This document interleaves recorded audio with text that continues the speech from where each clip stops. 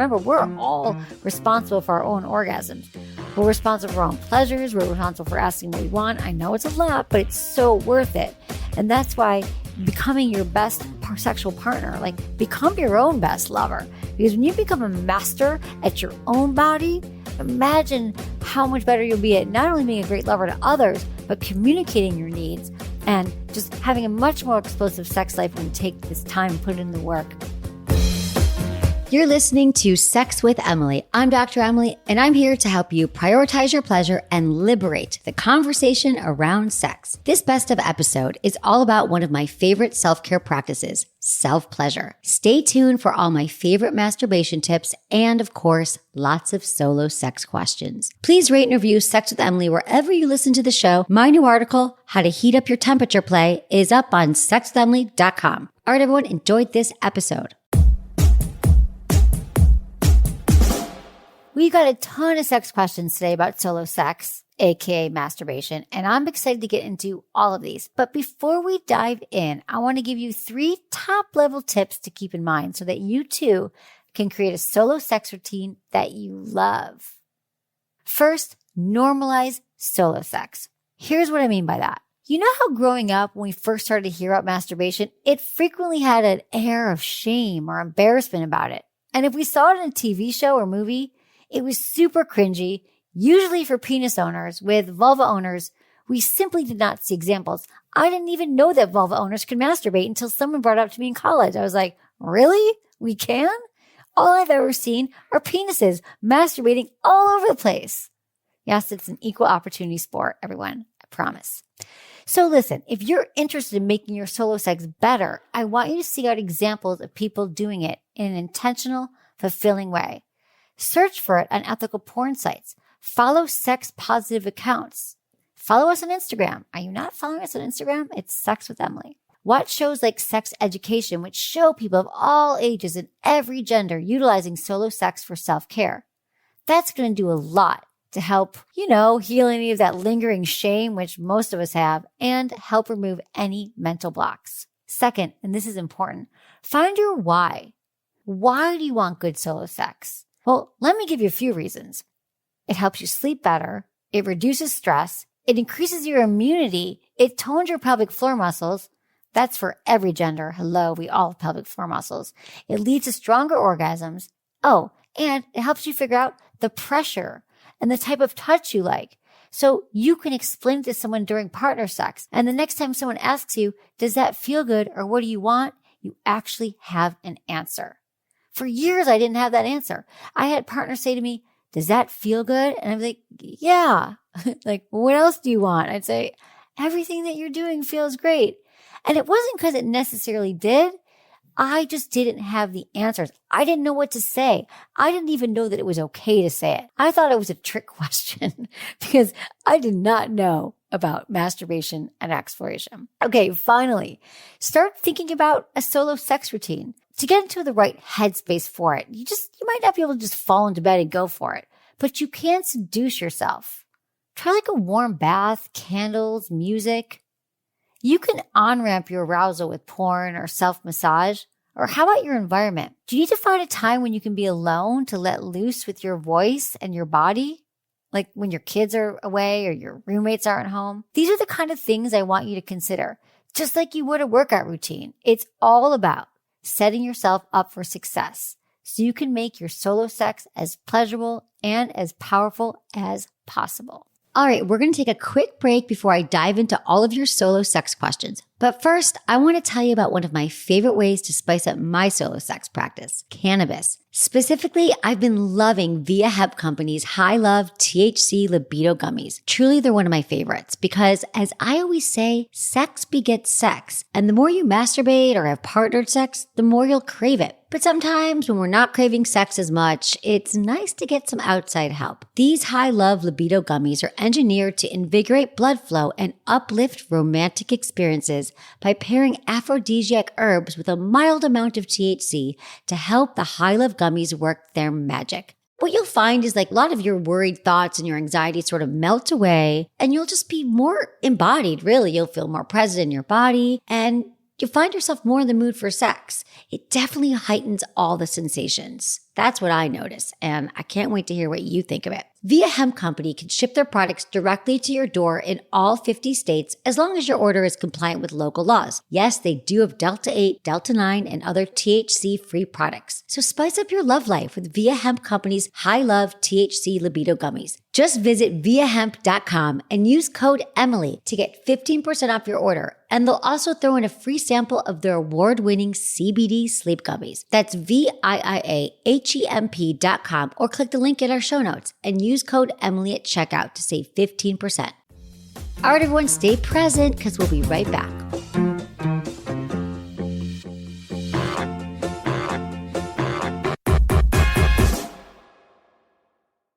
By now, you've probably heard my Magic Wand story. It's a brand that's been part of my personal journey for more than 20 years.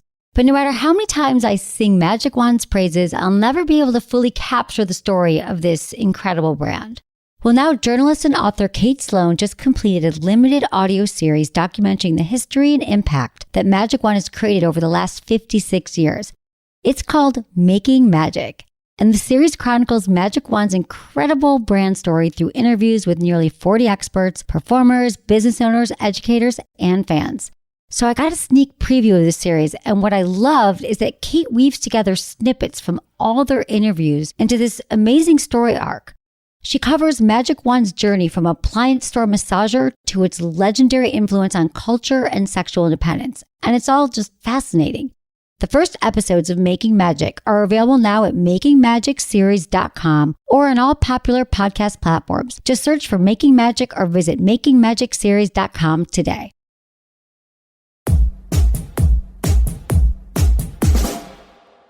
This is from Anna, 25, in Europe. Hello, Dr. Emily. First of all, thank you for being so dedicated to this career of yours. I love hearing the passion and life inside your voice. I'm writing to you about something I just can't wrap my head around. My boyfriend's 31 and I 25.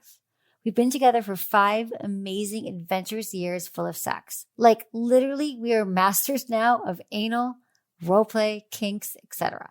Okay, so main event. I go to the bathroom, I brush my teeth, and then I come back to have our nightly sex. I jump on the bed naked. Then I see his phone full of sex scenes from porn, women masturbating, etc. I asked what this was all about. Does he need it for his erection? Then he spurts something out like, I do it every time you're in the bathroom, so I'm rock hard. Obviously, I felt a little taken aback. Did he used to watch porn before intercourse or otherwise what? I don't know. Would he or wouldn't he be turned on by just me? I believe in masturbation and porn, all healthy habits. The only thing that concerns me is the way he uses it. In an instant, almost like a Viagra pill, just before sex. Am I not turning him on enough? I try to talk to him about it, but he's not answering, not participating in conversation. When I go up to him and ask, he's just putting his palms around his ears so he acts as if he doesn't hear a word I say. Do you have any advice, perhaps? Thank you so, so much, Dr. Emily. Thank you so much for your question, Anna, and I feel like I am there with you. I literally felt like I am in the bathroom and I am brushing my teeth and I came out and my partner is watching porn. I'm like, what? And then you try to talk to him and he's like, la, la, la, I can't hear you. Oh, it's all so painful. But let's unpack this and let's change the scenario. First, what's happening here is that your boyfriend has built a habit, not on purpose, but over time, he's realized that when I look at porn, I don't have to worry about failing as a man and not having an erection, which will suck. So my backup here, like having a spare tire in your car or having extra cash on hand, he's going to always have porn on the ready so he doesn't have to show up with a less than rock hard penis. And that's fearful. You know, when men's penises are not functioning the way they want it to, they feel emasculated. They feel like they can't quite function in the same way. And it just kills their ego. And that's just not fun for men. So they really will try to do whatever they can to avoid it. So what he has done is he's attached very, very deeply to a habit that, come on, you guys, habits are hard to break. We know that. There's just so much media and coaching and information around breaking habits. So this is one that you're going to have to wring from his fingers. You have to wring from his tight grip. But we can do this. I want you to make this a little bit fun, okay? And this is something that you got to take outside the bedroom. This is like a conversation you're going to have, Anna, when you're on a date, you're hanging out, maybe you're going for a walk, and you just say, you know what, babe? Let's talk about our sex life. And you can even start with my favorite, the compliment sandwich. How the compliment sandwich works is you start with something that you love about your sex life that turns you on. You could say, I love that we are having sex so frequently and it's incredible sex. I'm so turned on and here's all the things I like. You can name one thing specifically. Love the way you go down on me. Love the way it feels when you first go inside of me. It's that feeling of your penis feels amazing. And then here's the middle part, okay, Anna? And when I come out of the bathroom every night and you're watching porn, I understand I have no issues with porn, but it really makes me feel like perhaps I'm not turning you on. And I know that's not true. And I know I turn you on. I hear what you're saying, but I don't need you to be rock hard. And in fact, what would really turn me on is to watch you get hard, is to be there in the process, to be part of that turn on, because then we can turn each other on. Would you be down for maybe waiting until I'm out of the bathroom and so we could kind of begin it together? Maybe I could undress you and you undress me. Maybe we could start to, even watch porn together. Find something that turns both of you on. Like you could even tell me, I have no problem with porn, but I would like to be something that we engage in. What I'm hearing you say is it feels very separate. It feels like he's having a separate experience that is not related to you. And so I hope what this has made you realize here, Anna, is the mentality around a lot of men is that like, I got to be hard and I got to guarantee it and I got to make sure I'm always going to have this erection. But if you let him know that you wanted it to be part of it and you want to be part of the turn-ons, you want this to be part of an experience that you share together, without shaming or telling him it's wrong. But remember, when you try to talk to him about it, he thinks that you're going to shame him and you're going to say, stop watching porn, or why are you watching porn, or it makes me feel bad. And he doesn't want to hear that, especially when he already has an erection. This is why we take these conversations outside the bedroom. You do not want to have any conversations when you're aroused, because remember, when you are aroused and turned on, you're in a completely different state. Your mind isn't even in a place where it can remember constructive feedback. So that's why it has to happen outside of the bedroom. And I think if he hears it in this way, where you're gently and truthfully and authentically saying, I want him to know that it's not, you need something else to get turned on. So let's together figure this out. Would you be into that? And then you get to listen, because I don't think that any partner wants to make you feel bad. And if you come from a place of, it makes me feel less than, it makes you feel like I don't turn you on. I mean, how can someone argue with your feelings? Loving, generous, beautiful partners do not. They hear that you're feeling something and they want to rectify the situation so you can feel better, not worse.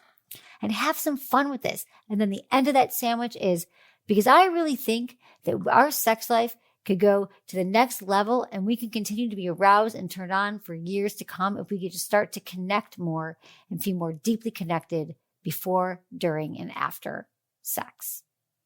So you start off with what you love, you give the criticism or you give the constructive feedback, and then you end with why you want that thing to happen and how it's going to change the trajectory of your sex life. And I just want to say that, remember this, that the sex conversations that we have with our partners, they're not a one-time conversation. I mean, have you ever changed your behavior because someone asked you to do something once?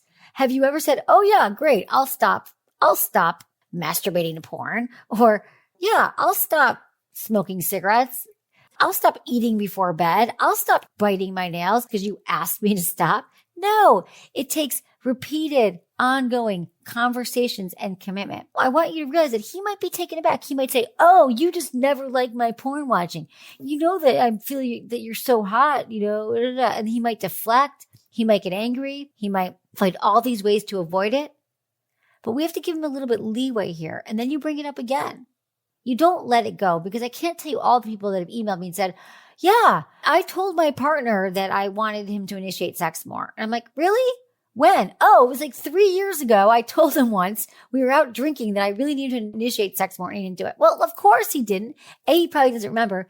B, he probably doesn't know what it looks like to initiate. There's a reason why he's not initiating, and no one's ever going to change from one-time conversation. So Anna, make this more like inquisitive. Make this a great time to start to communicate and ask him more what he wants. Get curious about his own turn-ons.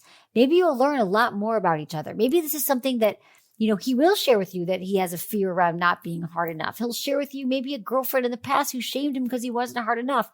I mean, there's a million reasons why we hold on to behaviors that are unhealthy. There's a million reasons why we do things that numb us. There's things that we do that make our lives seemingly more efficient, but really they make it a lot harder. That's why we get addicted to things like alcohol and drugs and food and porn. It's because we really don't want to look at the underlying issues. We don't want to look at why we have to drink so much or why we have to watch so much porn. That shit's painful and it can take lifetimes of therapy to unpack. But you guys have been together for 5 years right now, and I would just love to see you start having some healthier conversations around your sex life. And I think that you'll realize that once you start having these conversations, and it might take a few times to get it going, okay? So be patient. But once you do, the couples who engage in healthy sex conversations have better sex. They start to look forward to these conversations. It actually becomes part of their foreplay. It becomes part of their turn-ons, and they can't imagine ever going back to a time where they didn't talk about their sex lives. So I want to put you as a couple in that category, Anna. So remember, if he starts to get angry or he starts to protest, you could say, okay, well, maybe we're done talking about this for tonight. Let's talk about it again next week. And then you can move on to something else. So don't expect him to be like, you're right, babe. I'm going to stop using my phone for sex. Might not happen. So I just want to prepare you for all scenarios here, Anna.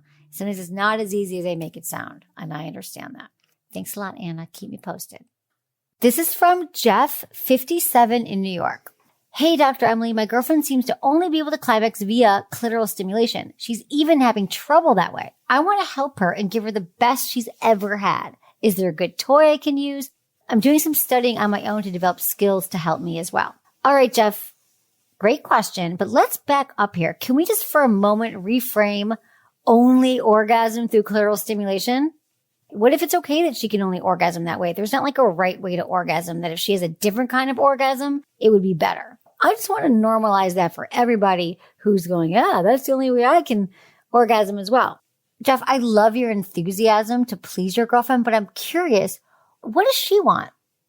Does she want the best she ever had? What's important to her? And does she have knowledge about why she's not able to orgasm clitorally in the same way as she was in the past? Definitely skills will help. But when I like to think about oral skills, it really has to do with paying attention, going slow, having her show you what she likes. I think it's important to think about your sexual relationship in this way. I'd love you both to be more open-minded and clear and less with a goal.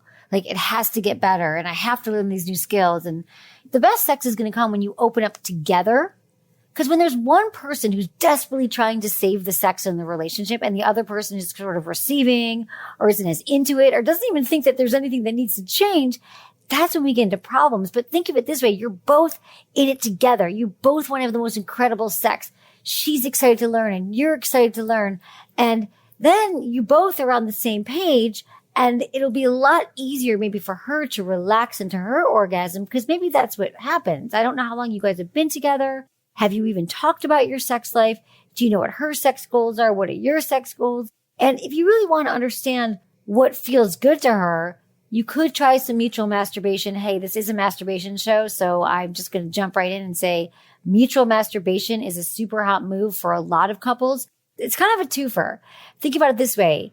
First of all, it's really hot to watch your partner masturbate. Am I right? But also you're learning. It's educational. You can see what turns them on. And like if you're with someone like, oh, I didn't know that she lightly moves her finger in circles over her clitoris or that she likes a finger inside. I mean, this is how you know what can please her. I would recommend some clear communication with her outside the bedroom about your sex life and asking her what she wants right now in this stage of the game. And finally, you asked about toys. Toys are always wonderful. Again, they differ for every single body, what would feel good. I'm really into toys that can be multi-use right now and be used for different partners, no matter what your body part, whether you have like a penis or a vulva. Maybe go shopping together for some toys. That can be really fun. So Jeff, I love your enthusiasm and let me know how it goes. Thanks for your question. This is from Claire, 33 in Australia. Hey, Dr. Emily, I love your show and advice. I'm in a stage in my life where I do not have a formal relationship. I'm not seeking monogamy and have several casual partners. I'm down to try a lot of things. One partner has asked me to masturbate in front of him, and although it's not that different from mutual masturbation, which I've done in a past relationship, I feel weirdly self-conscious about it. With that same person, we are currently discussing potential threesomes and attending a sex party together, but masturbating in front of him seems more difficult. Any advice to get out of my head and some practical advice would be great. Thank you. All right. Thank you so much for your question, Claire. What it sounds to me is that you're kind of grappling with what it feels like to be in a casual relationship versus a committed relationship. I mean, think about it. When you're committed to someone, like in your past relationships, perhaps it was easier to feel free and to participate in mutual masturbation because you felt safe. And when you're in a more casual relationship, you don't have that same level of trust. I'm curious, what does masturbating solo in front of him feel like? Do you feel like you're going to be judged? That you can't really let go in front of someone you're not committed to? It could also be that in these other situations, sex parties and mutual masturbation, your partner is also engaging. Like your partner's going to be busy with another partner, or you're going to be at a sex party. There's a lot of stimulation and there's a lot of distraction. What I'm hearing you say is that he's asking you to masturbate while he watches. And there could be something about all eyes on you that's making you feel more self-conscious. Do you ever experience social anxiety? How do you feel about speaking in large groups? Let me know if that resonates with you. I had a friend once when she was getting married and she was just so terrified of walking down the aisle. Like in every area of her life, she's like open and she's got lots of friends and she's very social, but she's like something about like walking down the aisle and having all the eyes on her just made her so uncomfortable that she ended up not walking down the aisle actually and doing it in a very different way where she made it her own and it worked and it was a beautiful ceremony. And, to this day, she feels amazing about it. So there might be something else here, like a workaround or a communication thing that you can talk to him about, because it sounds like with this partner, you feel really good about going to a sex party and being open and being with other people. So I would just look at what it is about this particular scenario that makes you feel uncomfortable. And also, even if this is a casual partner, I'm all for being vulnerable and being really honest and open and saying, you know what? This one thing, I can't figure it out either. It makes me uncomfortable. Can we try it in baby steps? Maybe you can masturbate in front of him, but like leave your clothes on, at first, because that's also hot. I mean, can we be honest? Slowly taking your clothes off or touching yourself like over your underwear while you have, pants on or skirt on could be just super hot next level. I also want to say one more thing here, Claire, is that you don't have to do everything that your partner requests in a relationship. There's also the option here where you never do it. You're just like, you know what? I'm not really into masturbating by myself, but mutual masturbation, I am down. And then the two of you doing some mutual masturbation, and that's a good time as well, which you already know. And then maybe in the future, once you start to get more comfortable with him, you might decide that, yeah, you know what? I'm ready to go solo. So remember to honor what you need in the bedroom as well. It's just as important. Okay, Claire, let me know how it goes. This is from Ashley, 27 in Southern California. Hello, Dr. Emily. I'm recently married and so in love with my husband. However, I've never orgasmed with anyone and know the first step to get there is to explore my own body. I've dealt with sexual abuse from a previous partner and felt used when I realized previous partners only wanted me for sex. So I don't feel comfortable exploring down there because it just feels gross and I don't want to touch myself. It's not fair to my wonderful husband who shows me real and honest love. Is there any advice how I can love myself enough/more to feel more comfortable with exploring myself so I can improve my sex life with my husband? Thank you. Ashley, thank you so much for your email. There's a lot to unpack here, and I'm so glad you wrote in and were so specific here because it's going to help. I'm definitely going to be able to help you, and I know that your question is going to resonate with so many of our listeners. All right, so let's talk about the fact that you feel like you've never orgasmed with a partner, and I'm going to assume that maybe you haven't orgasmed with yourself.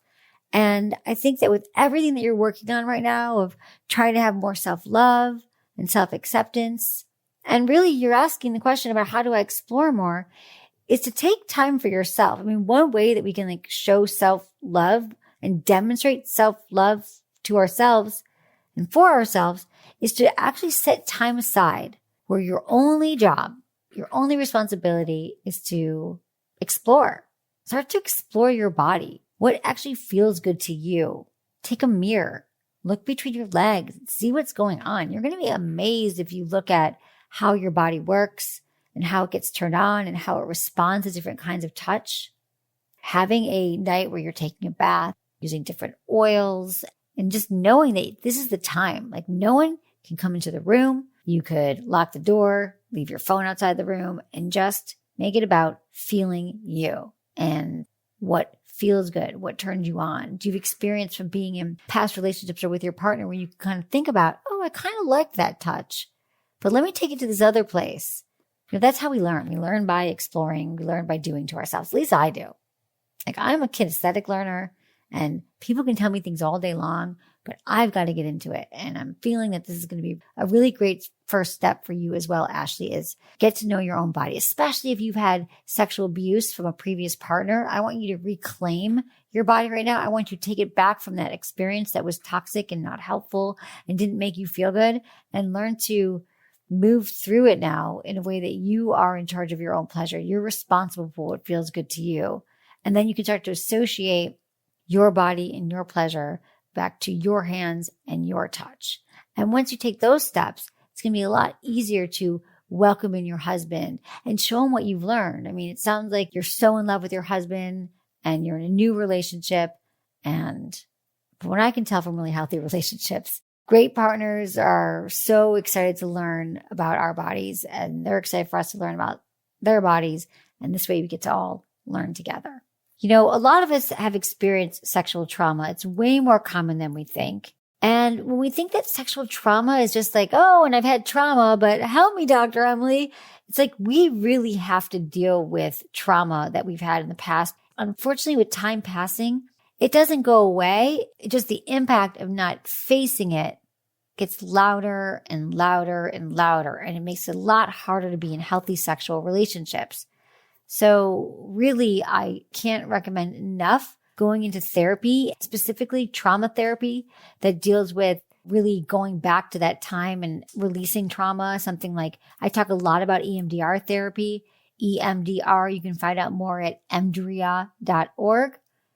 And that's a great resource to find people near you that work with you. The reason why I love this kind of trauma therapy is because it actually rewires your brain. It rewires the neural pathways in your brain that are rooted in trauma. And so you'll find that this is the kind of therapy that moves through trauma a lot quicker.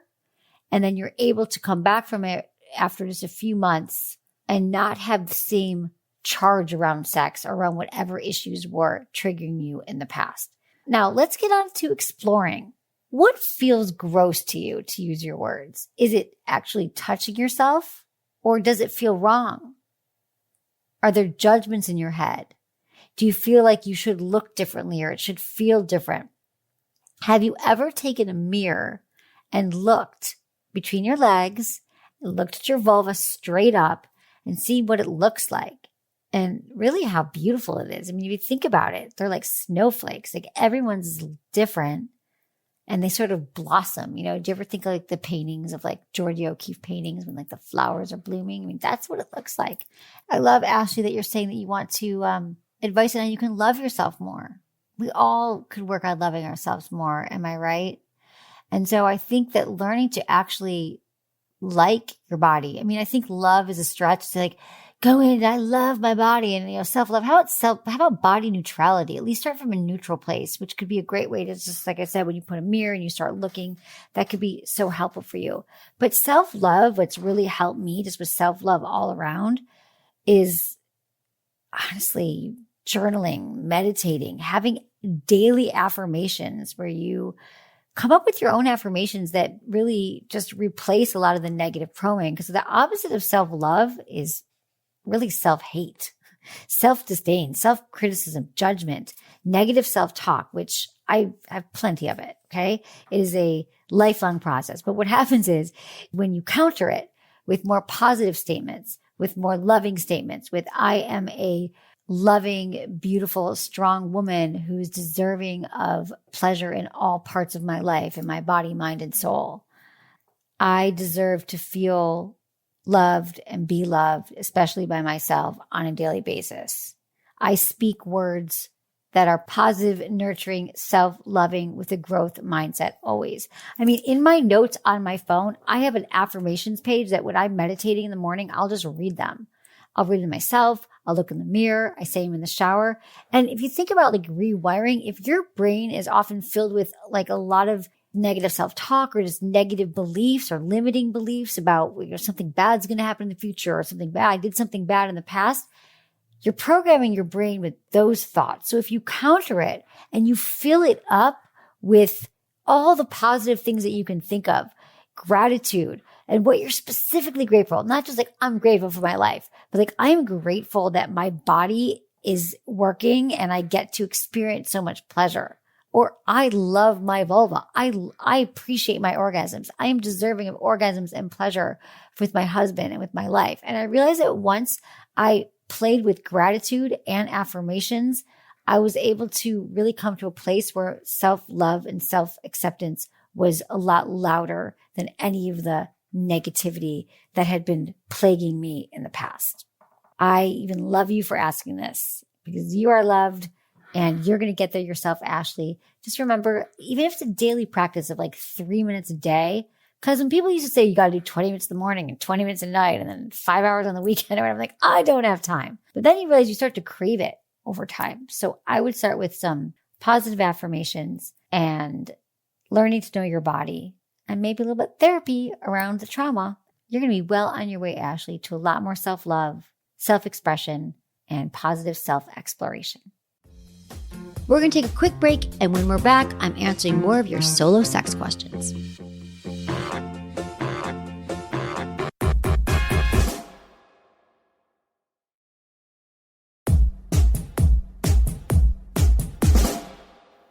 This is from Mike, 42 in Minneapolis, Minnesota. Hey, Dr. Emily, I've been married for over 20 years to the love of my life. She's incredible in every way. She's the only woman I've ever been with. And after both of us work through so much shame from purity culture, when we have sex, it's completely incredible. I can't even imagine it getting better. So here's my dilemma. I've always had a very high sex drive. I can be mostly content with 2 to 3 times a week. Every other day, great. If I could have what I wanted, it would be at least every day. After kids, careers, and all that, we may only have sex every week or two. A big part of pleasure for me is our connection and giving her pleasure. Hey, I love receiving too, and she's very generous. I guess because of that, masturbation really doesn't do much for me. I can make myself feel good in orgasm, but it isn't satisfying, and it can even make me feel worse. I feel lonely and depressed. Is there a way to change this part of me or how I feel? All right, Mike. Well, thank you for sharing this. And I love that you've been married for over 20 years with the love of your life. This gives me so much joy and hope. And also, I want to congratulate you for moving through the shame from purity culture. That is just not easy to do when you grow up in an environment that is all about repressing desire, shaming you for feeling sexual, for being sexual, and for masturbating. So it sounds like this masturbation thing, Mike, might be the last vestige. That's the last thing that we haven't quite, that's purity culture still has its grip on. So the fact that solo sex makes you feel shameful and lonely and depressed sounds like something that could be lingering. And so what I want to tell you is from a lot of our listeners that are working on or have worked through shame from religion or, purity culture or just anywhere where they felt that it was wrong to be sexual is doing some deeper work around the messaging, right? So I'm going to assume that there was a lot of messaging when you were young that said, it's not okay to be sexual. If you masturbate, you're going to go to hell. Masturbation is wrong and sex is only for procreation and you can only have sex to make babies. And those are messages that you heard at very, very young age. And just because you might leave the church or leave home or leave your family, or leave the places that were telling you these messages, doesn't mean they're not sticking with you. So I want you to unpack this. And I want you to maybe start journaling. Journaling is so helpful, putting pen to paper and writing about what do you believe around it? What do you believe around masturbation? Why do you think it's healthy? Because if some of those old messages are coming up, remember, you are a 42-year-old man and thriving in every area of your life, and you get to decide which messages are right for you. You get to decide if that message from the past no longer serve you. And you get to release those and replace them with the messages that do. I am a strong, healthy man, and I deserve pleasure. I deserve to get to know my body. Remember that masturbation is healthy. Masturbation is actually good for us. There's a lot of benefits to masturbation. It lowers our stress level, our cortisol levels. It allows us to feel more comfortable with our bodies. We can release stress in a healthy way. It can help with depression. It gives us a glow, a skin glow, right? People say, oh, you're glowing. Maybe you just masturbated, had an orgasm. It can be recommended by doctors to help to masturbate to get over a lot of pain. In fact, orgasms are our natural painkillers. So maybe you can replace it with the messages that are true about masturbation rather than ones that just are based in lies, truly. So I feel like that is what's making you feel lonely and depressed. And I know this from so many listeners and friends and that I know that have said every time they masturbate, they feel guilt, they feel shame, even when they can't quite put a finger on why. So I want you to do the work here to kind of unpack that for yourself and release it. Because once you do that, you'll be able to have incredible sex with your partner and with yourself. And remember, it's all important. Thanks for your question, Mike. This is from Chelsea, 27 in California.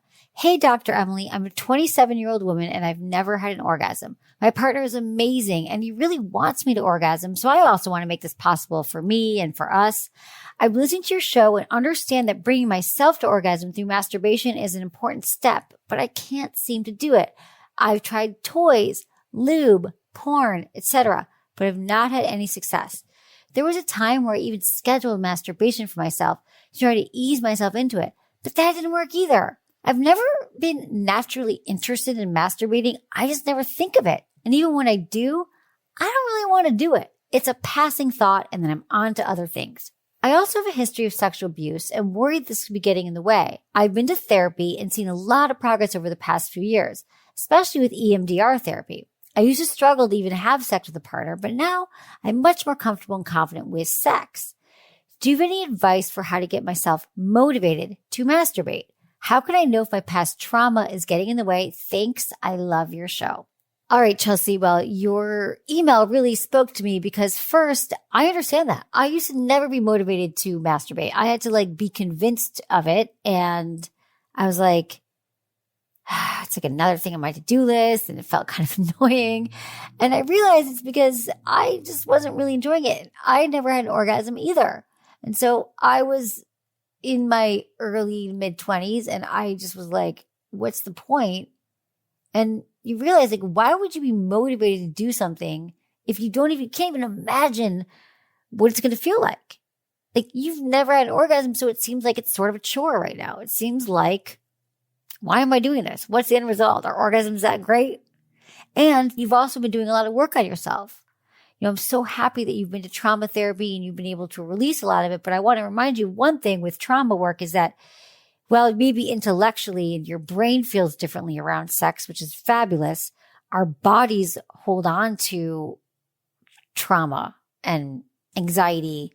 And we have this cellular memory around trauma. So maybe when this trauma happened to you, you were clenching and holding your pelvic floor, and perhaps that whole area just feels sort of shut down and tighter. It's almost like there's stagnant energy there. Now, I don't want to go all woo and lose all y'all, but let me tell you this. We all have stagnant energy that gets stuck in our bodies, in our chest. Think of the chakras, and that's just another way of saying that we have energy blocks in our throat, in our heads, in our third and fourth chakra, which is mostly where our I like to call it the power source, but this is where our, pelvic floor is. And if you've had any trauma or shame, we're just going to tighten. So there is some releasing that I'd love you to do in that area. And that can just come from doing some deep breath work and from learning to, move your body. I don't know if you do any exercise practice or dance. A lot of that can be very, very healing to release places where we are stuck. So let's get into, the motivation. Finding out what turns you on, you specifically. You've tried toys, you tried the lube, and you tried the porn, but I want you to just kind of roll back to like the very, very beginning here and think about what actually turns you on. If you've been in a relationship or you had a traumatic experience, you've had to spend a lot of time just surviving through sex and just getting through it, like gritting and bearing it. But when you can really think about what turns you on, because remember, you're not alone. Many people don't actually know what their sexual turn-ons are. I know that seems strange to you. You think, well, everyone's got a turn on, everyone watches porn. It is not true. So first, don't assume what turns you on is going to be the same thing that turns other people on. Nothing should turn you on. You don't have to like porn. You don't have to like dirty talk. You don't have to like anything. It's going to be different for all of us. And our own personal eroticism is comprised of very specific things in sex that turn us on. And you can learn a lot more. I like to call it like your sexual DNA. Think of like one sexual memory that's really turned you on. It could be like a really hot makeout sesh. It could be sex on the beach or hiking with a partner and they just held your hand. Like what is turning you on? Because there's no rules to our turn-ons. You are in a safe space with yourself. You can journal about it and just remember that your eroticism is unique, sort of like a fingerprint. We all have our own core erotic themes. So once you understand that, I want you to take some time and explore your body slowly and intentionally. So spend time learning more about like the physical side of your body, of pleasure and arousal. How do you like to be stimulated? What parts of your body are responding to touch? And I'm not even saying focus on your genitals. That's the problem so many of us make is be like, okay, I'm going to masturbate. I'm going to put this vibrator on my clitoris. I'm going to put this vibrator on my penis. And I'm just going to like go. But no, like let's warm yourself up. It's like foreplay on yourself. Start to, we have all these secondary erogenous zones that have nothing to do with like the ones that we all talk about, like the ones that get all the attention, our penis, our vagina, our nipples. But what about your ears, the nape of your neck, the feet, your inside of your thighs, like your inner elbow? These are all erogenous zones as well. So you can just like lay back and get creative where you're going to touch yourself and focus. Do this alone and lay back, create a safe space, an environment that makes you feel like I can explore. I have a half hour right now. I'm going to lock the door. I'm going to take a bath. And I'm just going to move my hands slowly across different parts of my body. Like, oh, wow, that feels really good the way my hand feels on the nape of my neck. Or when I move down to my nipples and I start to touch it, like touch my nipples, that feels really good too. And so you're really just gathering information so you know about your own turn-ons. And then think about the mental aspects of pleasure, like what intrigues you. Is there anything that you've seen in the porn you watched or in past memories or talking to friends or reading? Were there ever scenes? It could be one thing. It doesn't have to be 100 things. One scenario that turns you on. And then you got to look at that. Think about that experience. Think about what is it about that experience that turns you on. Like your own erotic template comes to fruition when you think about what arouses you. What have you read or watched that turns you on? Why was it sexy to you? This is a great journal exercise. Like, why was it sexy? That's the key part.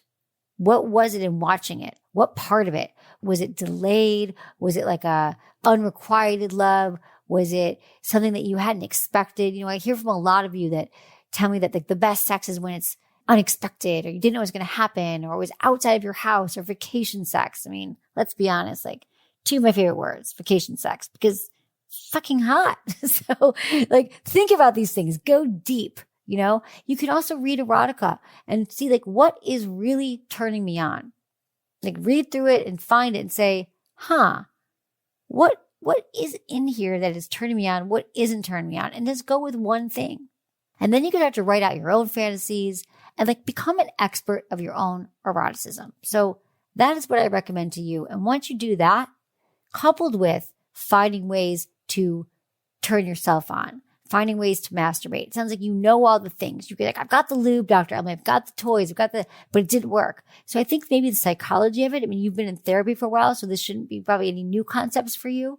And once you kind of make it your own Chelsea's Pleasure 101, you get to be the teacher and the student. And I know you're going to get all A's here if you make more time for yourself and discovering your own pleasure. Okay, this is from Joseph. We don't have his age or where he's from. And just a reminder to all of you, I love to know both of those things. It just helps me to know your age and where you're from. But let's talk to Joseph. Hey, Dr. Emily, I was wondering if you could please give me some advice to improve my solo sexual performance. At the moment, whenever I have the urge to masturbate, my orgasms aren't very exciting. And sometimes halfway through, I find it difficult to maintain excitement levels. How could I achieve better and longer lasting orgasms? Are there any specific ways or techniques I can try? All right, Joseph, I'd like to know more about what is happening in these moments. Are there thoughts in your head? Is there this is wrong, it's never going to happen, what am I doing here? This orgasm is going to be as dull as yesterday's orgasm. Because remember, the louder our thoughts, the harder it is to get turned on. And when we're in our head, just think about it this way. The blood is rapidly leaving your genitals because it's spending all the time in your head. So the more we can be in our body or embodied when we are having any kind of sex with ourselves or a partner, we'll be more likely to feel more aroused and more turned on. So when you say longer lasting, when you're masturbating, are you getting there quicker than you'd like? In other words, are your orgasm coming a lot quicker and you're not really understanding why? And you're like, I wasn't even ready to orgasm. Because if so, I cannot recommend edging enough to you. Edging is simply the practice of delaying orgasm and exploring your own body and finding what feels good to you. It doesn't have to be like, so many of us, like I said, we rush right for our genitals and we're not really even teasing or arousing ourselves. We're like, I'm just going to have an orgasm and knock this out and order pizza. But if you want to start to experiment more and learn more about what actually turns you on, edging is a really cool practice where you can work with your breath. You can work for building up your orgasm and then you stop.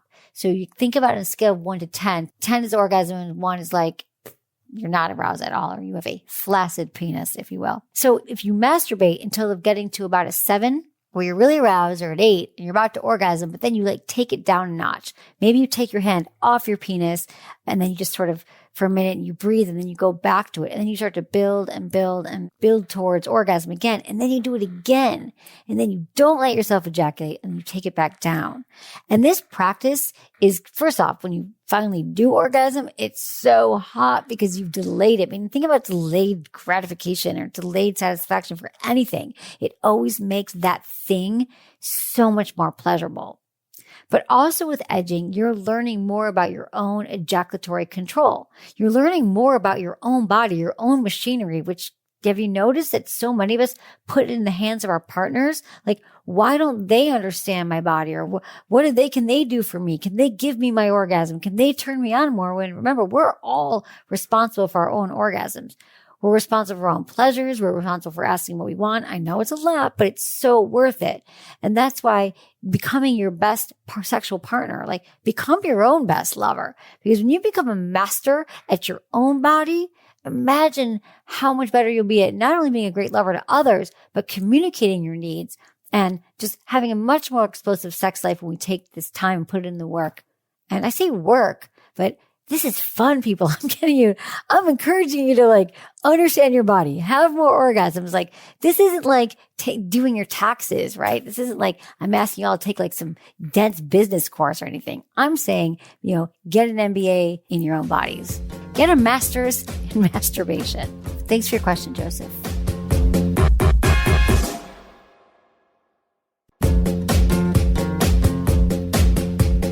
That's it for today's episode. See you on Tuesday.